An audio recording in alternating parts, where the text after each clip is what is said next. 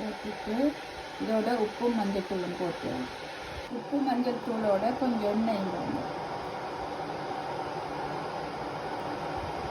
இப்போ நல்லா தண்ணி கொதிக்க வச்சு அது இந்த நூடுல் மூழ்கிற அளவுக்கு விடுங்க.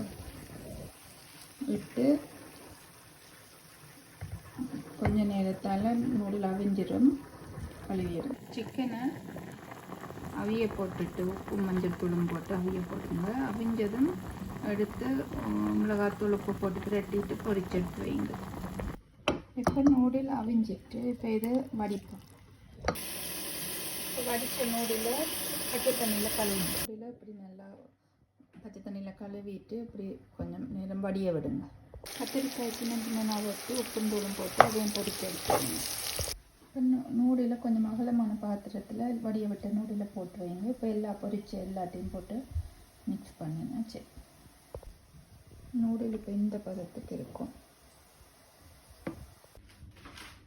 இப்போ நூடுலில் கத்தரிக்காய், உருளைக்கிழங்கு, கேரட், பீன்ஸ், லீட்ஸ், குடமிளகா, சிக்கன் எல்லாம் பொரித்து போட்டுட்டு முட்டையும் வறுத்து போட்டுருக்கு. இதை நல்லா மிக்ஸ் பண்ணி மிளகுத்தூளும் போட்டு மிக்ஸ் பண்ணிவிட்டு உப்பு தேவையான பார்த்து போடுங்க. போட்டால் நூடுல் ரெடி. நூடுல் ரெடி ஆகிட்டு சிக்கன் கறியோ மட்டன் கறியோ சாப்பிட்லாம்.